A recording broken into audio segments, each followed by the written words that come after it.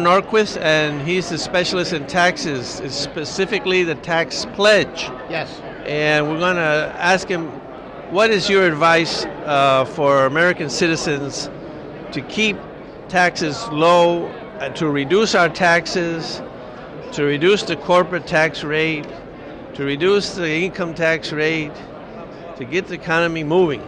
Sure. Step one is always ask a candidate who's asking for your support, whether they're running for the House of Representatives, the Senate, or the presidency, have you signed the Taxpayer Protection Pledge, the pledge against any and all tax increases? All the presidential candidates have committed that they'll never raise taxes on the Republican side. About 95% of the people running for Republican for the House or Senate have made that commitment.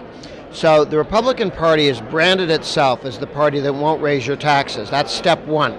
Step two is, what is your pro-growth tax reform package? All of the presidential candidates on the Republican side had very good pro-growth tax policies. They were very similar, some differences, but they all took rates down. They all took the corporate rate down. They all went to full expensing. They all went to a territorial tax system. All the things that you'd say to yourself, if we wanted to grow at 4% a year instead of 2% a year, what would you do?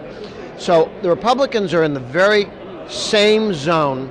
They may argue about lots of things, guys who want to be president, but on taxes, they largely agree. That's very helpful news. I run Americans for Tax Reform. We put our analysis of all the candidates' tax policies at atr.org, our website, and you can see they're all good. But Rand Paul was the only one who proposed an actual budget where they reduced spending. Right. And the penny plan, you remember that? Yeah, that's and the other candidates, why don't they grab onto this idea? Step one is to agree no tax increase. Step two is a pro-growth tax reform. Step three is stop spending so much money.